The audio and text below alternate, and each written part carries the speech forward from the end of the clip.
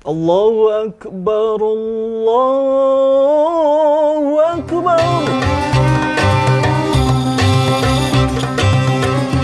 Guys, bayangkan damainya mendengar lantunan suara azan di negeri Matador, Spanyol. Allahu Akbar. Kenali nih, muazinnya Mas Idam Badruzzaman namanya, atau biasa disapa Idam.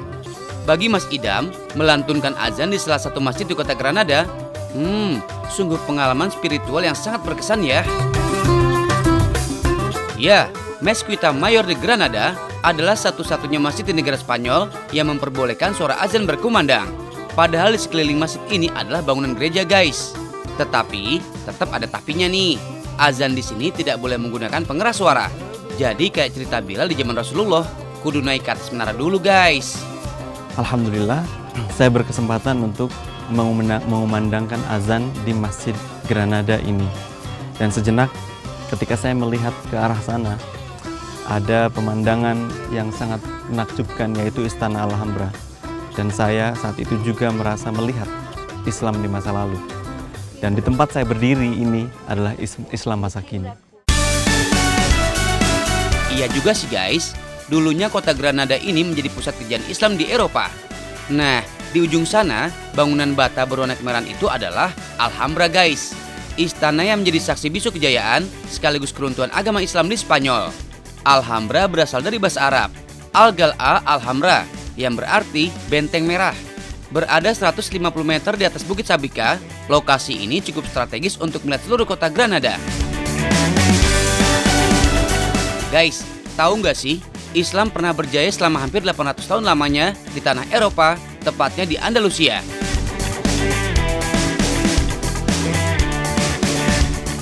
Pada tahun 1492, Raja Ferdinand dari Aragon menaklukkan Granada yang menjadi pertanda berakhirnya pengaruh Islam di kota ini.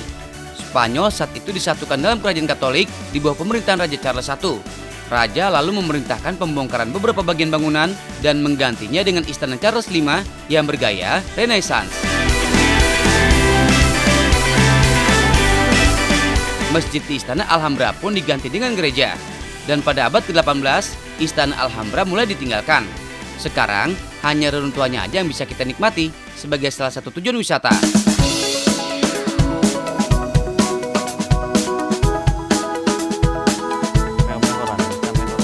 Guys, kenalin nih, Abdurrahman, sahabatnya Mas Idam yang juga salah satu pengurus di Masjid Granada ini.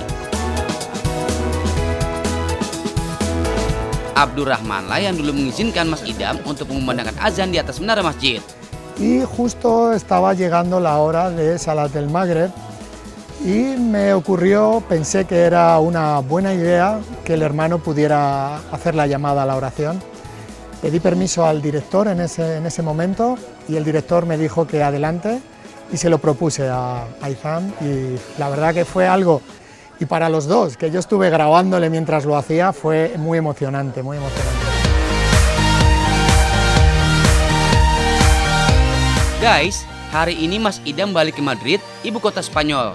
Beliau mau ajak kita jalan-jalan nih, mengunjungi salah satu taman terbesar di Eropa, Taman Retiro namanya, terletak di pusat kota Madrid. By the way, ini adalah suasana kota Madrid setahun yang lalu, guys, sebelum warganya dikarantina akibat pandemi COVID-19.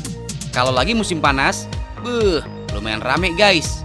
Tetap hati-hati kalau main kesini, copetnya banyak, guys. Biasanya pulang jalan-jalan, Mas Idam dan keluarganya menyempatkan diri untuk berbelanja di kawasan Tetuan. Bukannya apa-apa, soalnya nggak gampang, guys, mencari bahan makanan halal. Jadi ada tempat-tempat tertentu yang emang udah ada sertifikat halalnya. Nah, belanjanya nggak ke pasar seperti di Indonesia, guys, melainkan langsung ke toko yang menjual barang yang dibutuhkan. Biasanya nih, Mas Idam akan ke toko Palmira, toko milik warga Maroko yang menjual aneka daging halal. Ya, jadi tadi ditanyakan, daging halal ini didapatkan dari mana? Apakah dari Maroko atau dari tempat lain? Terus beliau menjawab bahwa ini ada dari Spanyol sendiri. Di Spanyol ini ternyata ada tempat pemotongan hewan halal. Nggak kerasa sebentar lagi pukul 9 malam. Ini artinya sudah waktunya berbuka puasa.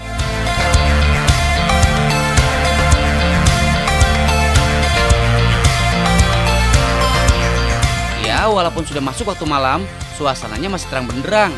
Mencari menu berbuka pun bukan perkara mudah. Tak banyak restoran yang menjual makanan halal di kota Madrid.